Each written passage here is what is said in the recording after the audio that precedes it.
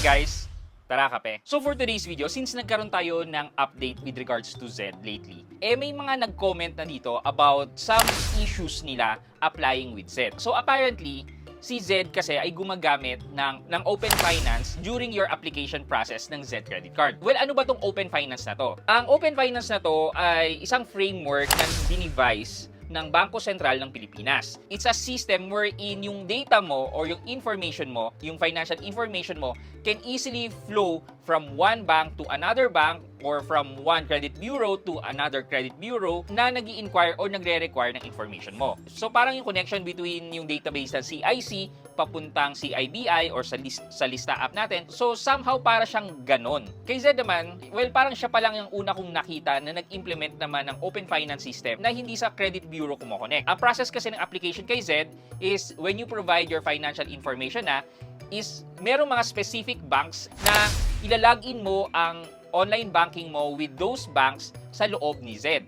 Ibig sabihin nito is ibibigay mo yung login information mo doon sa application mo kay Zed. However guys, before kayong ma-alarm, hindi siya actually sa website ni Zed. Para nagkakaroon ng portal itong mga BDO, BPI, and Union Bank wherein doon mo ilalagin yung information mo. Think of it pag magbabayad ka ng binili mo online gamit ang GCash wherein you're going to log into your GCash account. And same thing with Maya, you're going to log into your Maya account. Parang merong isang portal na si GCash or si Maya ang nagmamay-ari na doon ka mag-login.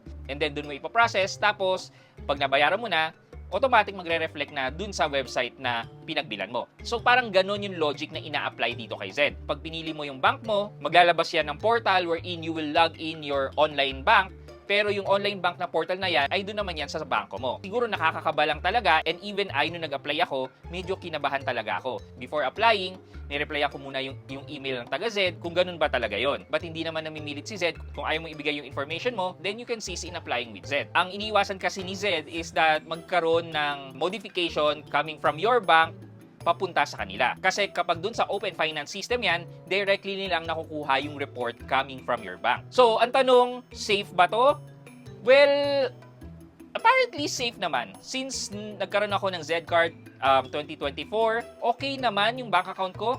I believe hindi naman siya na-compromise. What I did after kung ma-log in yung aking BDO account with Zed, tapos na-process ni Zed, nakuha niya na yung bank statement ko and the records of my bank transaction, nagpalit na rin kagad ako ng password with my online account. Though I am not 100% sure kung natanggal na yung tokenized authorization ko kay Zed nung in-access nila yung aking BDO account.